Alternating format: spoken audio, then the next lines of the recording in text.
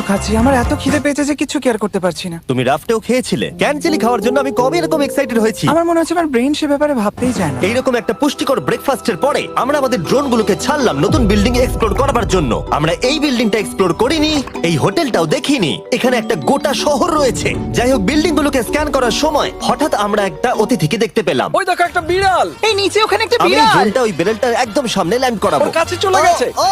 এই শটটাকে দেখো। ও, দারুণ। দেখো, ও তো ক্যামেরা থেকেই দেখছে। এই বেরেলটার মনে হয় বেঁচে থাকার কোনো ইচ্ছেই নেই। আমি সত্যি বলছি, আমরা একে অ্যাক্টর হিসেবে নিইনি। মজাদার বিষয় হলো যে আমাদের এখনো শেল্টার খোঁজা বাকি, আর আজ রাত্রে খুবই ঠান্ডা পড়বে। তাই আমরা চ্যালেঞ্জের জন্য একটা ভালো শেল্টার খুঁজতে বেরিয়ে পড়লাম। ও, এগুলো আবার কি? ও এটা তো দারুণ লাগছে। এটা বেশ আর্টিস্টিক টাইপের দেখতে। এটা দেখতে খুব একটা ভালো না হলেও কিন্তু বেশ ভালো লাগছে। Zombie apocalypse aesthetic. হ্যাঁ, ঠিকই বলেছো। হ্যাঁ। দাঁড়াও, এখানে একটা পুল আছে। এ তো বিশাল বড়। দেখে খুব ভয়ঙ্কর লাগছে।